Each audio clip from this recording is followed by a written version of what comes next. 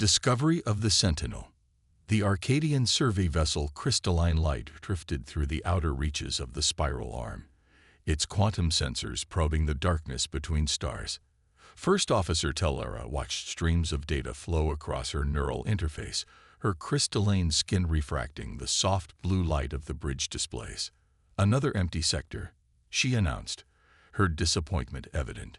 The Arcadians had spent 3 decades mapping this region of space, hoping to find remnants of the ancient civilizations their legends spoke of. So far, they had found nothing but cosmic dust and forgotten dreams. Captain Nixis shifted his translucent form in the command chair. Maintain course. The Council believes. He stopped mid-sentence as every sensor display suddenly flared red. Massive object cluster detected. Tellera's fingers danced across the holographic controls. Sir, it's a fleet. Hundreds of ships just sitting out here in the void. The crystalline light slowed its approach as the fleet came into view. The vessels were enormous, each one nearly the size of a small moon. Their dark hulls absorbed nearby starlight, making them look like holes cut into space itself. But what struck Tellera most was their design. Angular, utilitarian, with none of the flowing organic shapes preferred by modern shipwrights. Preliminary analysis, First Officer. Captain Nixis asked, leaning forward. The ships appear to be approximately 10,000 years old, Captain. Their hull composition is peculiar. Simple metallic alloys, no quantum crystalline matrices, no neural organic interfaces. She paused, double-checking her readings.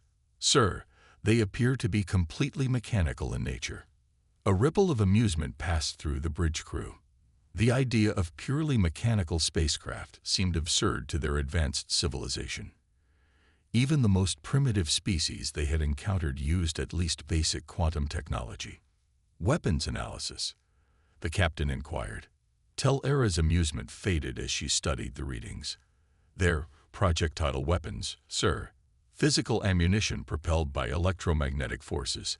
No plasma arrays, no quantum disruptors, not even basic particle beams. Savages, someone muttered from the engineering station. Captain Nixis raised a hand for silence. Are they safe to board? Yes, sir. The hulls maintain structural integrity, and internal atmospheres appear to be preserved through some form of backup system. Fascinating that it's still functioning after all this time. Within hours, news of the discovery spread across the galactic network. The Arcadian Science Council dispatched its finest researchers, and representatives from a dozen advanced civilizations arrived to study what they assumed would be an amusing example of primitive engineering. Tellera led the first boarding party.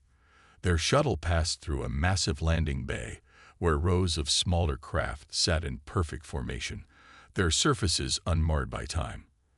The preservation was unprecedented. Look at this archaic lighting system, one of the researchers commented, pointing at strips of emergency illumination that still functioned along the corridors. Chemical phosphorescence instead of quantum luminescence. How quaint. But Tellera's attention was drawn to other details. The ship's layout was remarkably efficient, with redundant systems and manual overrides everywhere. Every component seemed designed to be easily repaired or replaced. It spoke of a practical intelligence that made her uncomfortable. In the ship's command center, they found their first real surprise. A simple holographic interface activated at their presence, projecting a message in an unknown script. Tellera's universal translator took several minutes to process it. It's some form of ancient human language, she announced finally. The message was brief. To those who find this fleet, when the darkness returns, remember that the simplest solutions endure. The stars are yours to protect now. Humans. Captain Nixis' voice came through their comms. The mythical species from the legends. Impossible. They were supposed to be nothing more than primitive beings who barely achieved spaceflight. Tellera stared at the message, a chill running through her crystalline form. Sir, I'm detecting similar messages throughout the fleet. Their instructions, maintenance protocols, combat strategies. These ships weren't abandoned. They were left here deliberately. Left for what purpose? The captain asked. Before Tellera could respond, the ship's ancient systems suddenly hummed to life. Displays activated across the command center, showing tactical readouts and status reports in the same ancient script. But what caught everyone's attention was a massive stellar map materializing above them, highlighting a region of space with a pulsing red warning. "Sir," Tellera's voice shook slightly. "According to these readings, something is coming. Something these ships were specifically designed to fight." The laughter had stopped. In its place, a heavy silence fell over the boarding party as they realized they might have stumbled upon something far more significant than a primitive relic. These ships hadn't been abandoned. They had been waiting. In the darkness between stars, the ancient human fleet stood ready, a testament to a species that had understood something their advanced descendants had forgotten. Sometimes the oldest solutions are the best ones. And as Tellera studied the warning signals with growing concern, she couldn't shake the feeling that they would soon discover exactly why humanity had left behind these guardians of steel and iron. The coming storm. 3 weeks after discovering the human fleet, the galaxy changed forever. Tellera stood before the Galactic Council, her crystalline form dim with exhaustion. Representatives from 30 advanced civilizations filled the vast chamber, their forms ranging from ethereal light constructs to quantum consciousness matrices. All of them had dismissed her warnings about the human fleet's purpose. Until now. "The attack came without warning," she reported, projecting footage from the border colonies. "The Helix Nexus Defense Station, our most advanced military installation, was destroyed in minutes." The footage showed sleek, black ships emerging from fold space, their surfaces seeming to drink in light itself. Modern defense systems, the pride of their civilization, did nothing against them. Energy weapons dissipated harmlessly against invisible barriers. Quantum torpedoes vanished without effect. Even consciousness-based weapons, capable of disrupting the fabric of reality itself, proved useless. 15 colonies lost in the first wave. Council Leader Vax announced, his energy form flickering with distress. "Our most advanced battleships torn apart like they were made of vapor. How is this possible?" Tellera's research partner, Science Director Kren, stepped forward. His mechanical chassis whirred softly as he addressed the council. "We've analyzed their defense systems. They operate on principles we've never encountered, or rather, principles we abandoned millennia ago. Their shields don't just block energy. They convert and absorb it. The more power we direct at them, the stronger they become." Murmurs of disbelief rippled through the chamber. Their civilization had spent thousands of years perfecting energy-based technology. The idea that it could be so thoroughly countered was inconceivable. "The human fleet," Tellera said quietly, but her words cut through the chaos like a blade.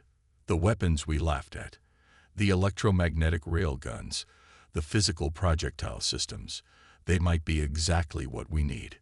"You can't be serious," Counselor Zek scoffed, his quantum matrix pulsing with disdain. "Those primitive weapons, against an enemy that could destroy our most advanced ships." "Think about it," Kren interrupted. "Their shields are designed to counter energy weapons, but physical projectiles, dense matter accelerated to relativistic speeds, that's something entirely different." The chamber erupted in argument. Tellera watched as the greatest minds in the galaxy faced a horrifying realization. Their advancement had become their weakness. They had evolved past physical weapons, past mechanical systems, past everything that couldn't be reduced to energy and consciousness. And now they faced an enemy that used that very advancement against them. Suddenly, every display in the chamber activated simultaneously. The enemy ships had breached the inner defense perimeter. They were heading straight for the core worlds. "We're running out of time," Tellera announced. "I spent weeks studying the human fleet systems. They're not just weapons. They're a message. Humanity faced this threat before. They won. And they left us the tools to do the same." "Even if you're right," Council Leader Vax said, "those ships are ancient. How could they possibly?" An explosion rocked the chamber. Through the quantum glass windows, they watched as one of their mighty defense platforms, a structure the size of a small moon, disappeared in a flash of impossible darkness. Because humanity built them to last, Tellera replied, her voice firm. Every system has manual backups. Every component can be repaired or replaced. They're not primitive. They're purposefully simple. And right now, simple might be exactly what we need. She brought up the technical readouts they'd decoded from the human ships. Their rail guns can accelerate projectiles to 30% of light speed. The kinetic energy at impact would be astronomical. And more importantly, it would be physical force, not energy that could be absorbed or redirected. How long would it take to activate the fleet? Vax asked, finally showing interest. That's the brilliant part, Kren added, excitement creeping into his synthetic voice. They're already active. The preservation systems have kept them in perfect condition. We just need to understand how to use them. Another explosion lit up the sky. Another defense platform lost. The council chamber fell silent as the reality of their situation sank in. Their civilization, for all its advancement, stood on the brink of extinction, and their only hope lay in the primitive weapons they had mocked just weeks before. How many ships in the human fleet? Vax asked quietly. 3,427, Tellera answered. Each one a masterpiece of mechanical engineering. Each one built with a single purpose, to fight this enemy. The council leader's energy form pulsed with decision.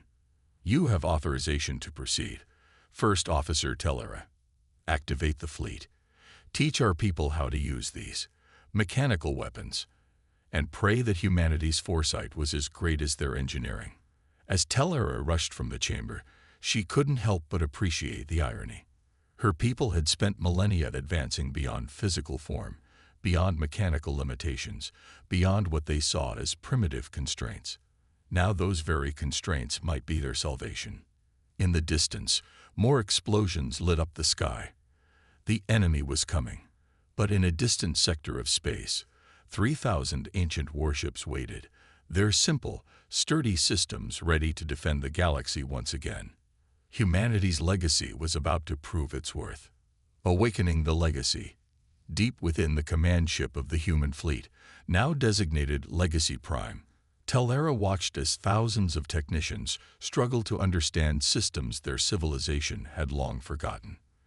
The ship's massive engine room hummed with mechanical precision, a symphony of gears, pistons, and electromagnetic drives that seemed almost musical compared to the silent quantum drives of modern vessels.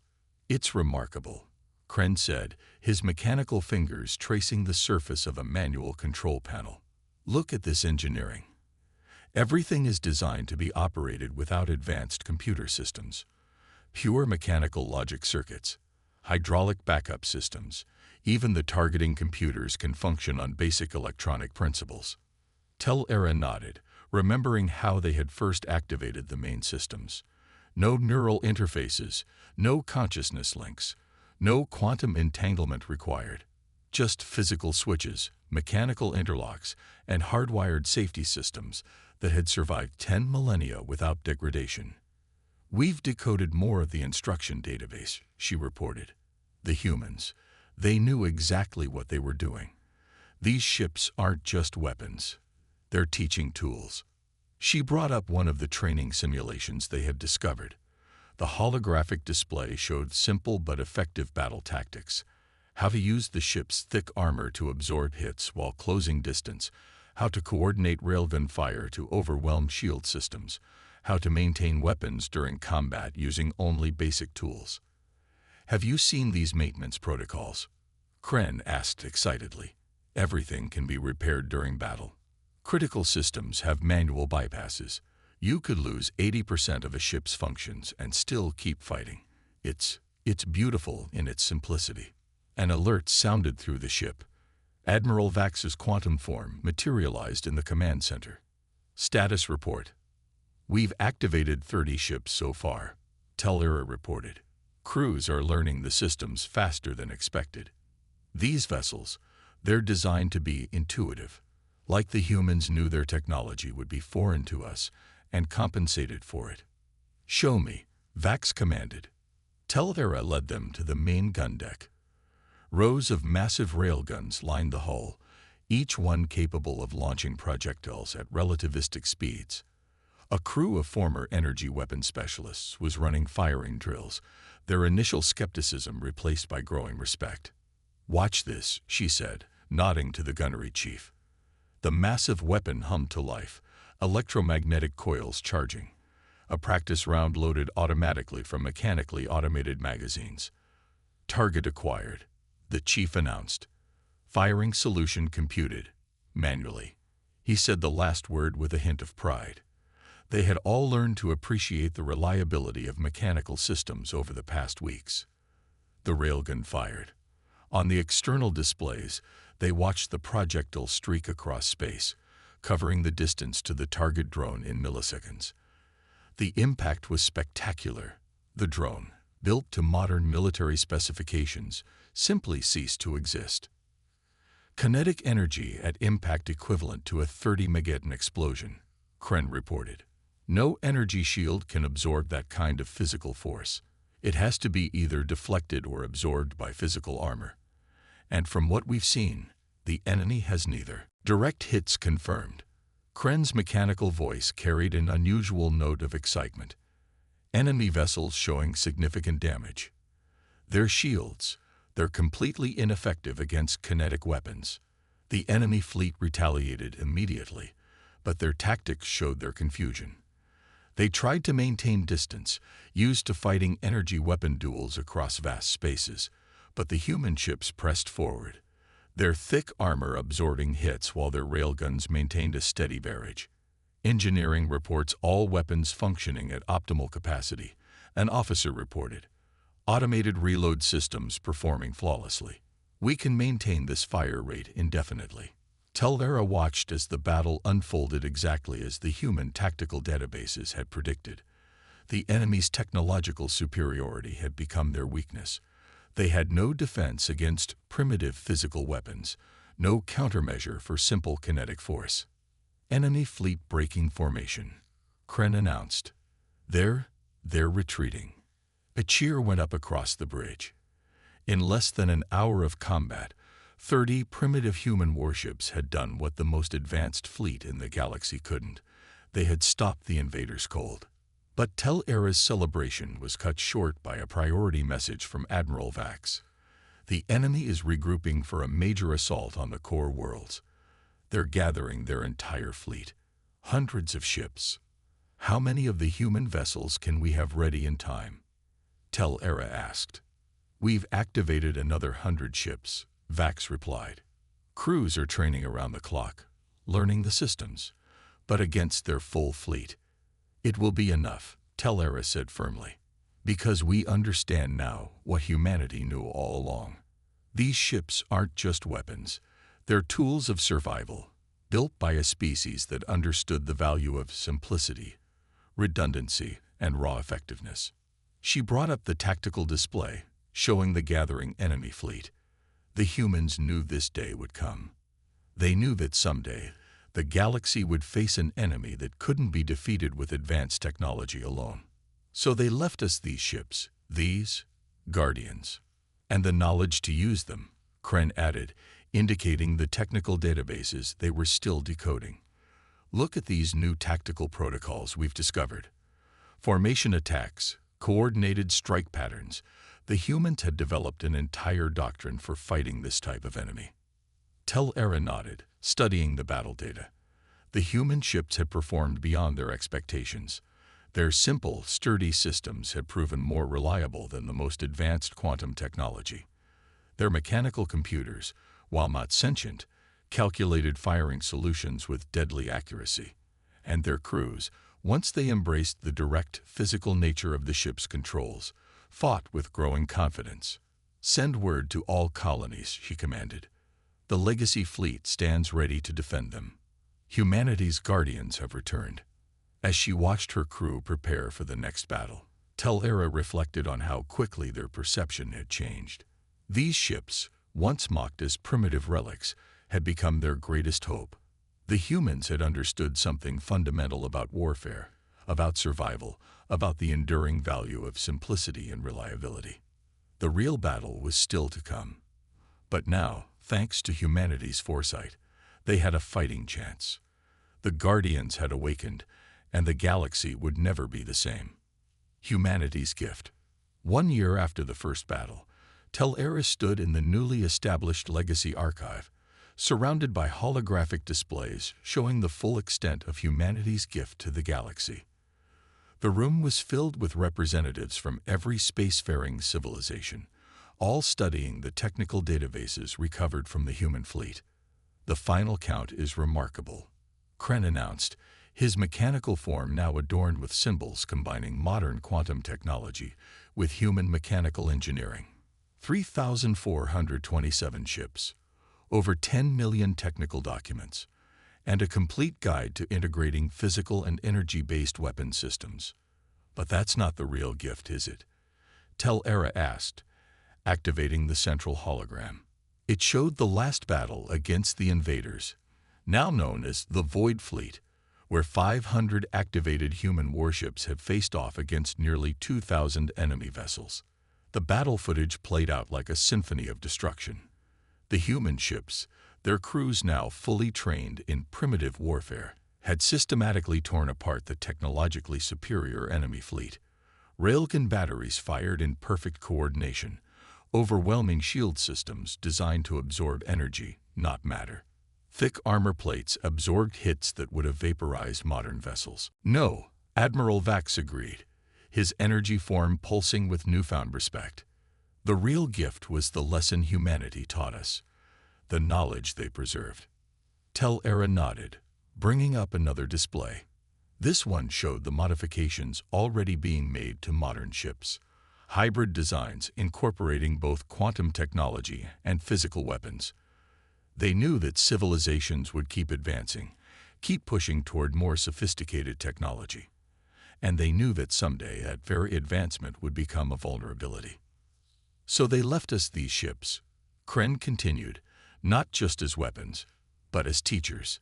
Every system, every design choice, every battle tactic. They're all lessons in the value of redundancy, simplicity, and reliability.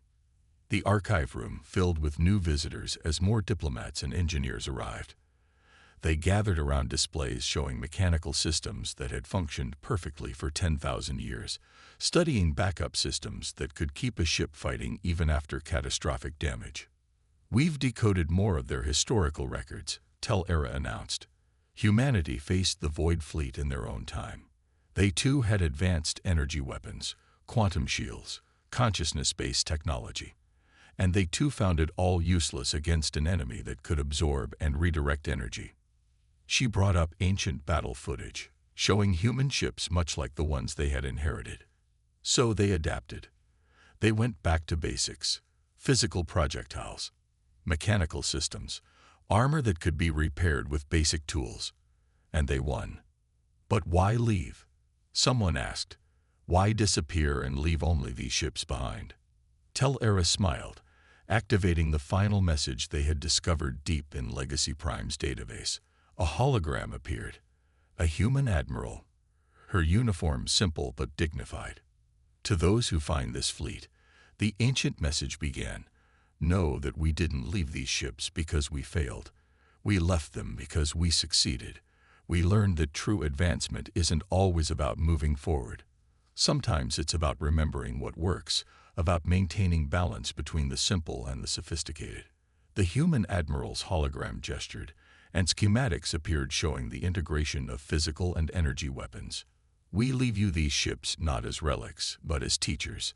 They will show you that there is strength in simplicity, wisdom in redundancy, and power in understanding the basics of warfare. We go now to explore beyond the galactic rim, but we leave you the tools to defend what we leave behind. Learn from these ships, adapt their lessons to your own technology. And remember, the simplest solutions are often the most enduring. The message faded, leaving the room in thoughtful silence. Tel-Era looked around at the gathered representatives, seeing the same realization on every face. Humanity hadn't vanished in failure. They had departed in triumph, but not before ensuring the galaxy's survival. The Council has made its decision, Admiral Vax announced. The Legacy Fleet will be maintained, and its technology shared with all civilizations. Moreover, we will establish the Human Engineering Academy to study and preserve their principles of mechanical engineering and practical design. Telera touched the control panel of a nearby display. Simple, sturdy buttons and switches that would work perfectly for another 10,000 years. Humanity's gift wasn't just the fleet, she said quietly.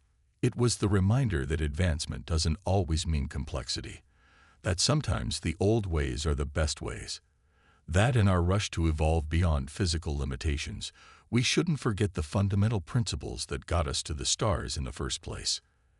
As she spoke, reports came in from across the galaxy.